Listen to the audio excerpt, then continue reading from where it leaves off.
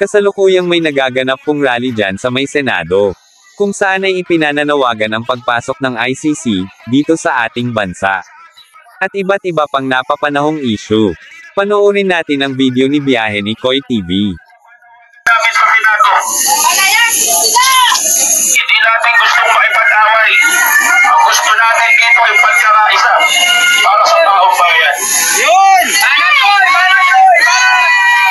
Mga kababayan ko, at taas po natin ang ating mga kamay. Ituloy po natin ang pambansang awit.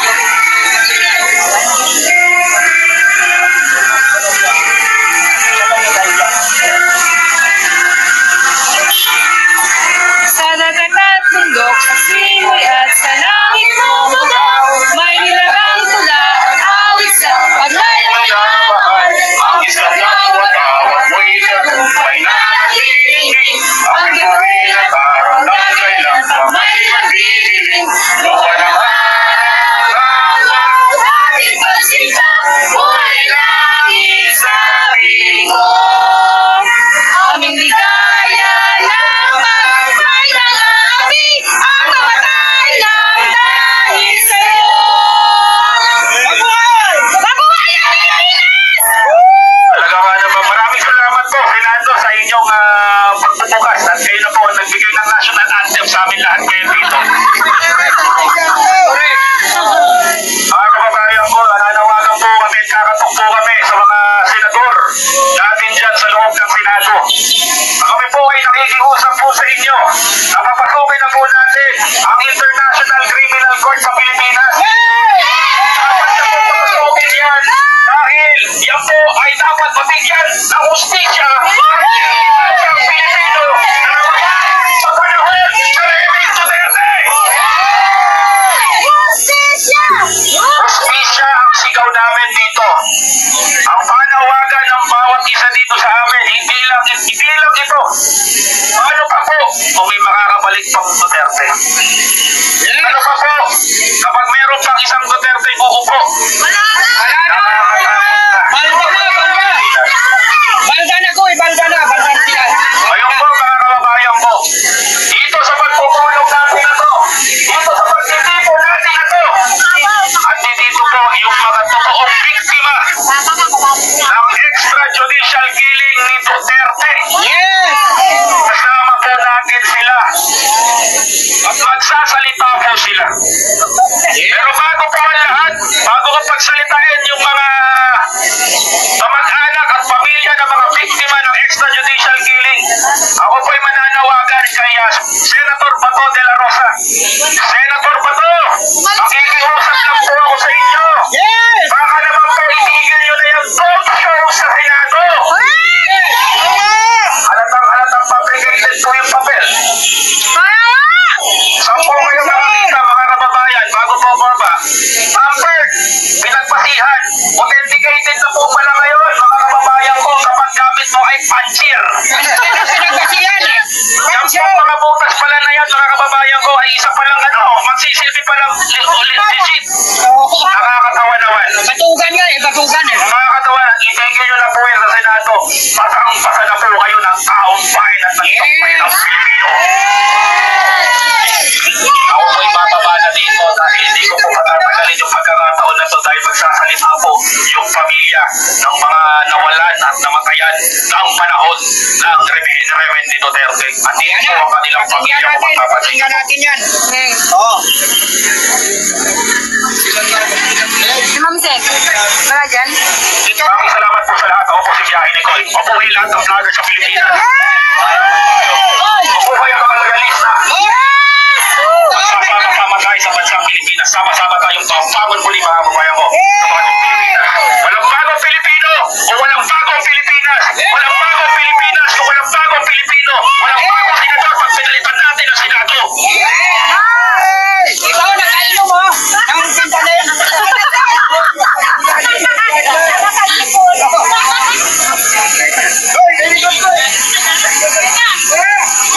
Ito na yan. Masalitain mo na to.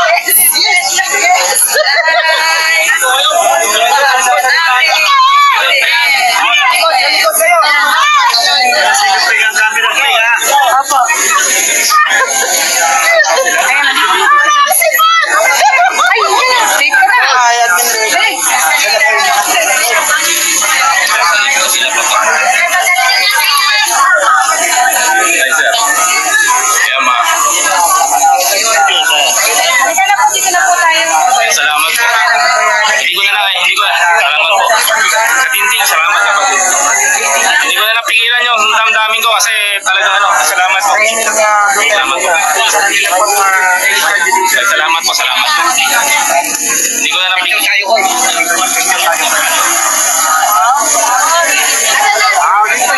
Hindi ko na napigilan yung bugso ng damdamin ko. Kasi marami na naghihirap na Pilipino, hindi ko na kaya eh. Sa laban natin araw-araw. Binabaho. Yung microphone po.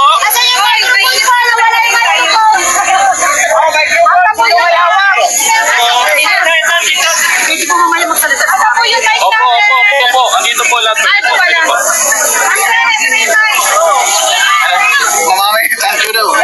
Maraming salamat po. Hindi ko na mapigilan yung bugso ng damdamin ko kasi ito yung laban natin lahat eh. Napapagod na po tayo sa ginagawa nilang mga halipusta sa gobyerno natin.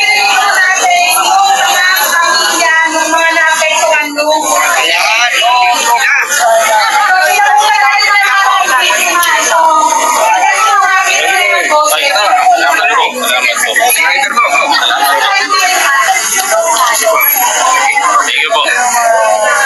Mabuhay po tayo lahat mga kababayan ko. Sige po. Salamat po. Tuloy lang ang laban. Sino mag-interview? O, ikaw po yung mag-interview sa kanila. Asa na po yun? Ayun ang gamit mo, pangit ng mic. Akin na po yun, pangit ng mic. Hindi narinig.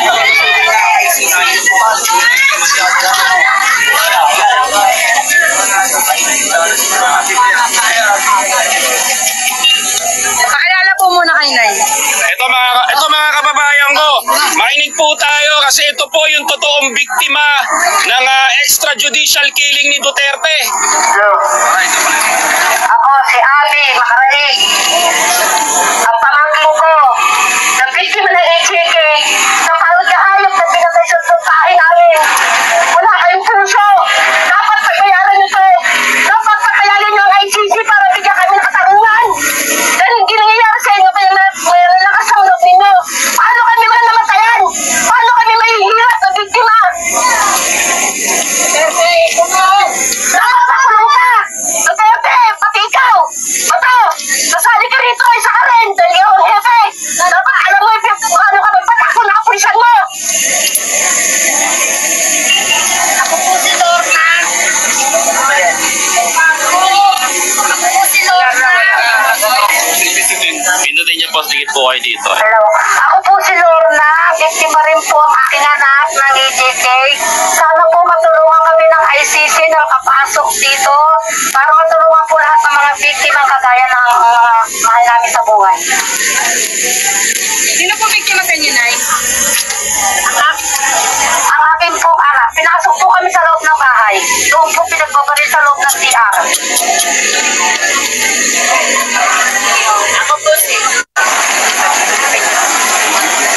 Ako po si Maria. Tagatala. Dalawang anak ko po ang biktima ng EJK victim. Sana naman po, nakikiusap kami sa Senado na wag nilahat-langan yung ICC na pumasok dito sa Pilipinas para makita talaga kung anong katotohanan nangyari sa mga biktima ng EJK na ginawa ni Duterte sa amin.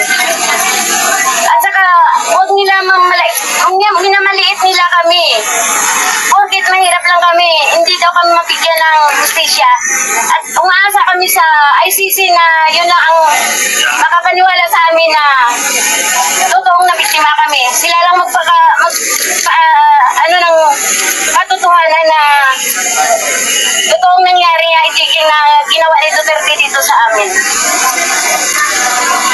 Ma'am, paano po pinaslang yung anak ninyo habang sa kwento nyo po? Yung dalawang anak ko po, nakipaglamay lang po yan. Tapos, may bumaba na mga pulis sa baba. Sabay sila pinapabaril. Yung panganay ko po, February, at saka yung pangalawa ko, August, halos kasagsagan ng pinag-uutos Duterte yun.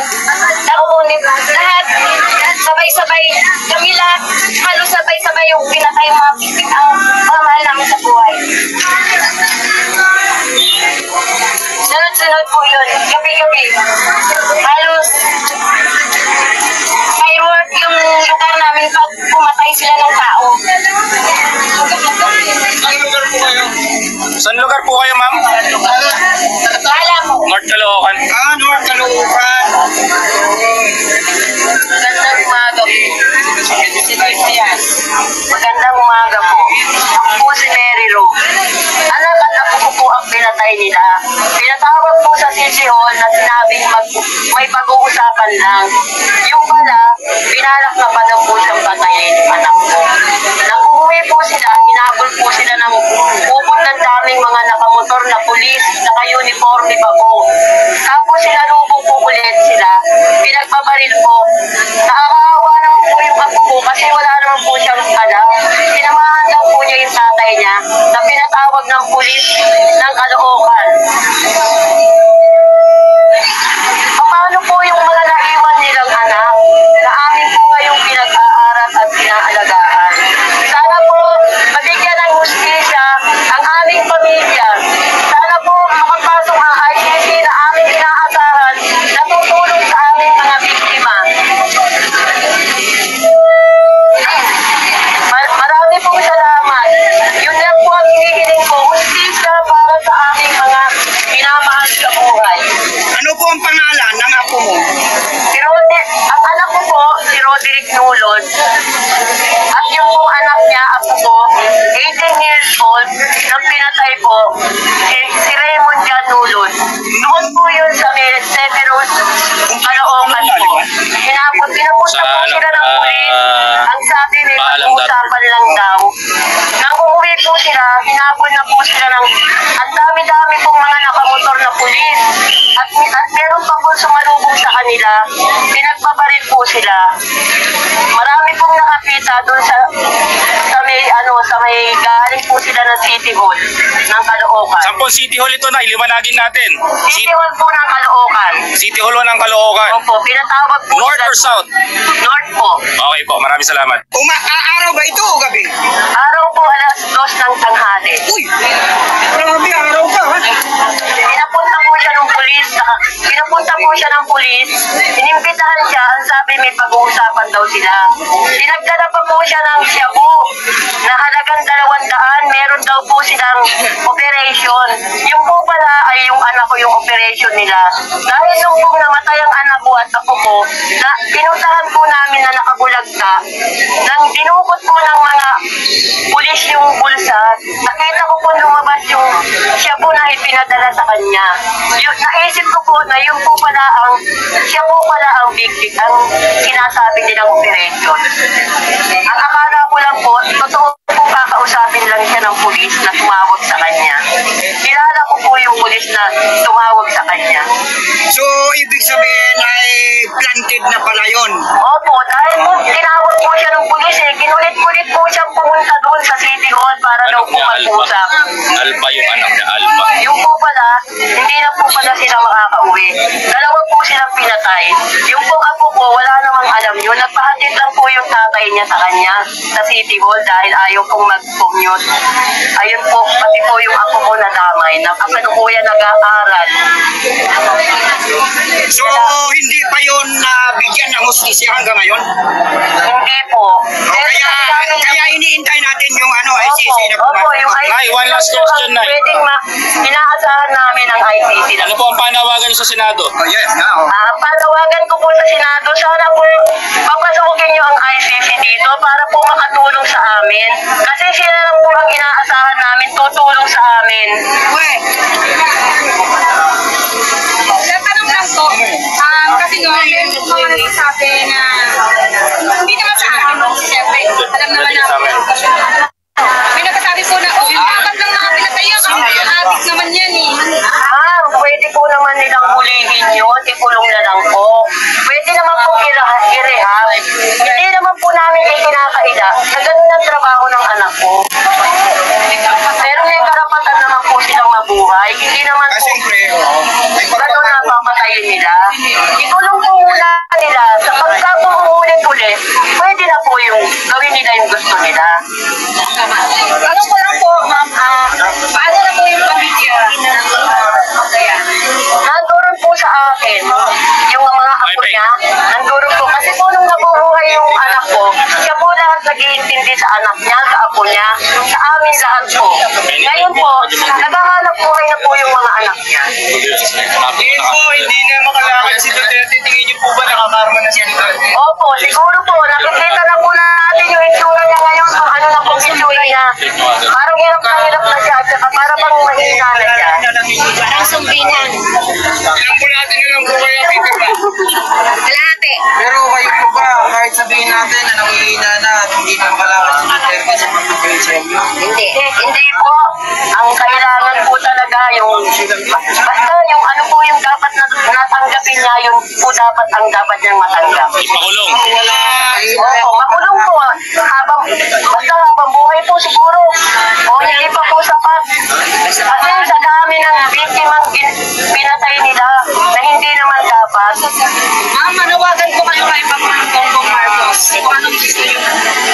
Sa atin pong presidente, sana po payagan nyo ang ICC na makapasok dito. Bigyan nyo po ng hustisya yung mga pamilya namin na naging biktima ng EJK. Sana po tulungan nyo po kami. Pangulong Bongbong Marcos, malaki pa po rin ang tiwala namin sa inyo na matutulungan nyo rin po kami sa mga hinihiling naming katarungan.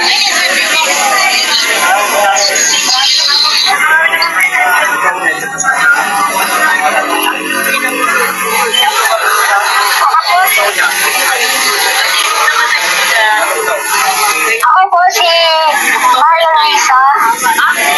Isa rin po ako na biktima. Ang aking pong asawa. Kaya po ako nandito para isang gulay ko kay Bongbong Marcos. Pindutin mo lang, pindutin mo. Isang gulay ko po sa ating presidente na bigyan ng papasukin po natin yung ICC para mabigyan ng katarungan ang aming nawala sa buhay. Na mabigyan ng hustisya. Bumibili lang po ng kape yung asawa ko nang siya ipinatay. Anong pangalan ng asawa niyo? Edward Valiente po. Saan lugar po kayo? Bago silang. Ay, bagong silang din. Ako. Sige, tuloy. Bumili lang po siya ng kape. Kasi po, kasama po siya sa mga 15 kahit hindi po gumagamit. Napasama po siya. Kasi po, doon po sa aming lugar, may kota-kota po ang mga pulis. Kailangan naka-15 katao sila sa pagpatay. Ganun ba? Yun po, salamat po. Oo. Buta ba yan? Buta? Buta Kota talaga? po talaga doon. Eh, magsasalita pa po ba? Ganun ba? O sino pa? Sino pa? Nagabago silang po kami. 2018 po. Ito mga kapatid, ito, dire-diretso ngayon ng protesta dito sa tapat ng Senado at sa mga panawagan nila ngayon mga kababayan ko ay papasukin na ang ICC sapagkat bawat pamilyang ito mga kababayan ko ay mayroon pong istorya na talaga nga naman nasabi sa inyo na parte sila ng extrajudicial killing mga kababayan ko. Yung iba sa kanila mga kababayan kaya halos makita natin yung panahon na yan. Kaya ganito na lang po ang galit ng mga tao nito. At ang panawagan nila mga kababayan ko ay papasukin na ang ICC sa Pilipinas.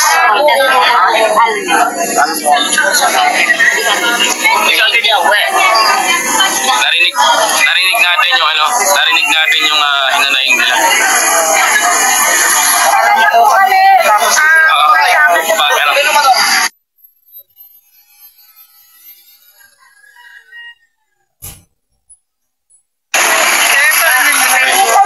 Subscribe po. Salamat po. Si ano po, biyahe ni Nabag ko rin kayo. Si biyahe ni Goy po, Nay.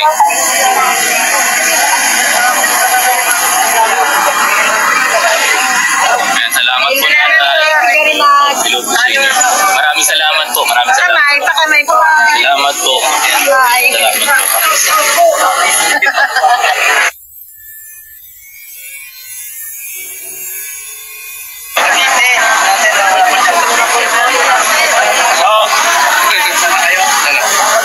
Sabi mo si Bilbil, kalma lang kama ng tanong. Init na kaya ba? Kaya matanong niya.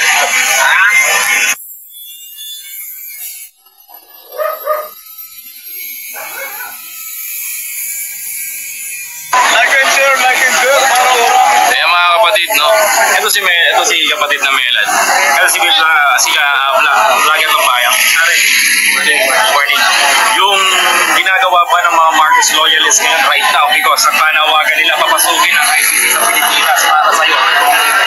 Karapatan naman yan ng mga mamamayang Pilipino.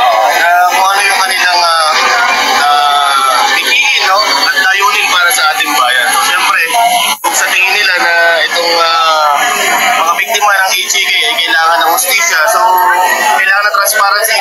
Nasa gobyerno naman ang pamahalaan natin. Correct. Papapasukin yung ICC. At yung mga nananawagan na yan, at yung mga biktima na yan, ay hindi karapatan din bawat isa. Correct. So, kung wala tayong tinatago, sige, pasukin natin ang ICC. Nasa sa atin yan. At syempre, bawat isa may opinion naman yan. No? Kung sa tingin natin na wala naman tayong tinatago, hindi, sige, pasukin natin yung ICC. Pero syempre, nasa pamunuan pa rin ang ating gobyerno katulad ng Senate, no? At syempre, ng ating mahal na Pangulong Bongbong Marcos. So, syempre tayo gusto natin lagi justisya para sa kasi matagal nga sinasabi na yung mga Marcos, no, ilang taon pinagbibintangan ng sinasabi nga nilang pang-abuso, no, doon sa martial law. Pare, ito. Open naman yung mga Marcos sa anumang investigasyon, alam naman natin yan. So, mas maganda rin na si Pangulong Bongbong Marcos hinahayaan yung mga ganito para mapatunayan, no, sa kanilang pamilya na wala silang kinikilingan pagdating sa hustisya. Correct. Tama ka dyan, pare. I agree with you. Ayan, si vlogger ng bayan, si Melad. So yun, para sa lahat ng mga kailangan ng mga hustisya, sana mabigyan po kayo ng hustisya. Yun ang pinakamatindi doon. Yan ang panawagan natin dito. Yan ang panawagan ng taong bayan. Tatayo tayo para sa kanila. Oh, sige, Di. Salamat.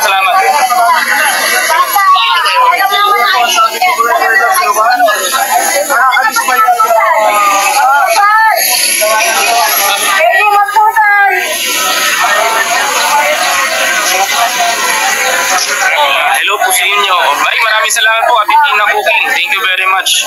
Boy, ito yung tulong dito na lang binigay. Ay, no. Ay, maraming salamat po. Salamat po sa inyo. Thank you po sa inyo, Ate Tina. Opo. Kamusta po kayo, nanay? Kamusta po kayo? Maraming salamat.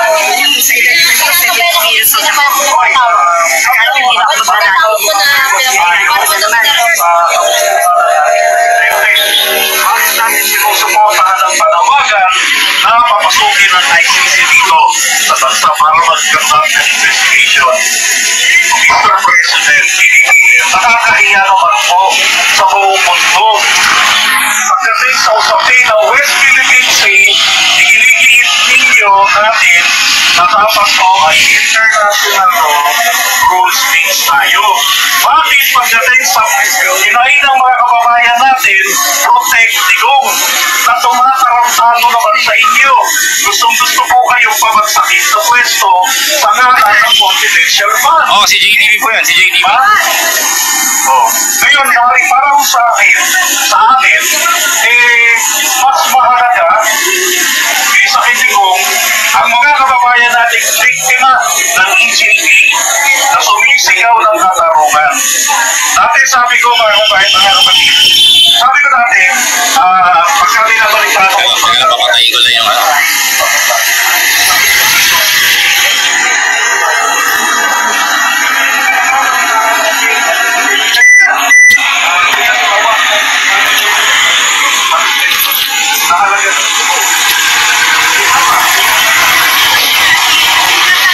Kaya mga kapatid.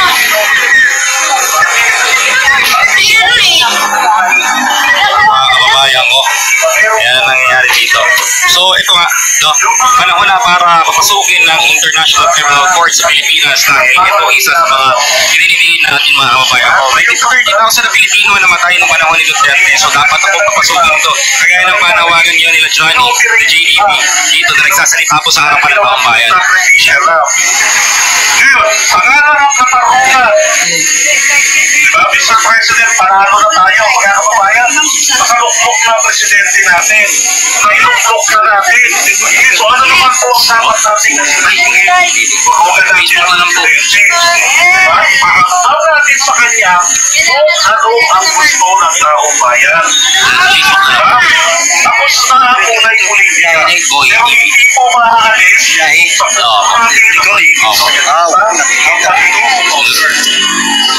ayaw ang bumoto sa pagpuno ng Pinay. Pinaninindigan natin ang ating boto. Dahil naniwala tayo sa rules-based justice system natin. Kaya, Mr. President, nakikiusap kami sa inyo.